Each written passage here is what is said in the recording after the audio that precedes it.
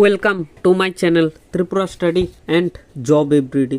যুব কংগ্রেসের তরফ থেকে আজ আন্দোলন হয়েছে। ফায়ার সার্ভিস অর্থাৎ অগ্নি নির্বাপক দপ্তরে নিয়োগ প্রক্রিয়া বাতিল নিয়ে তারা আন্দোলন করেছে। আজ তারা কি বলেছে সম্পূর্ণই বলছি আমি স্টেপ বাই স্টেপ।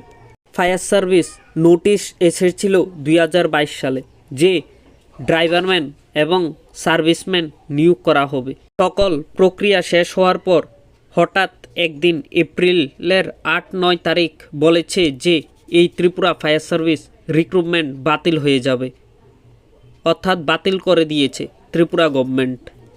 তো এই বিষয়ে যুব কংগ্রেস আজ আওয়াজ তুলেছে যে বেকাররা প্রতিনিয়তই চাকরির জন্য লড়াই করছে, চাকরি নেই বলেছে ত্রিপুরা যুব কংগ্রেস মোর্চার লোকজন। যুব কংগ্রেসের মোর্চার লোকগণ বলেছে যে ফায়ার সার্ভিস চাকরি দেব বিজেপি গভর্নমেন্ট বলতেই থাকে।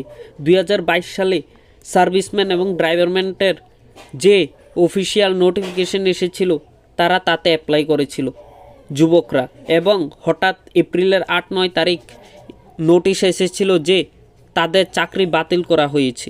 এই সময় কি সরকার ফিরিয়ে দিতে পারবে যুবকদের? তারা জবাব চাইছে যে কি দুর্নীতি হয়েছে ফায়ার সার্ভিসে যে এটাকে বাতিল করতে হলো। এছাড়াও তাদের যে এজ রিল্যাক্সেশন কি দিবে অন্য রিক্রুটমেন্টের মধ্যে?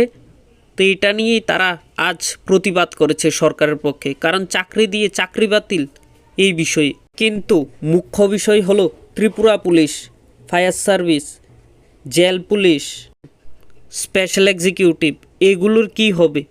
আমরা অতি সত্বরই চাচ্ছি যে ত্রিপুরা পুলিশ এবং স্পেশাল এক্সিকিউটিভের রেজাল্ট দিয়ে দেওয়া হোক এবং তাদের নিয়োগ করে নিক অতি শীঘ্রই। না হলে আজ ফায়ার সার্ভিস নিয়ে আন্দোলন করেছে, কাল স্পেশাল এক্সিকিউটিভ নিয়ে করবে, এরপর ত্রিপুরা পুলিশ নিয়ে করবে।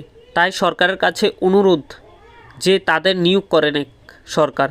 তো সকলে ভালো থেকো, সুস্থ থেকো, নমস্কার সকলকে। আর তোমাদের মূল্যবান কমেন্ট আমাকে কমেন্ট বক্সে পাঠাও, আমি রিপ্লাই দেব আর দেখব তোমাদের কমেন্ট।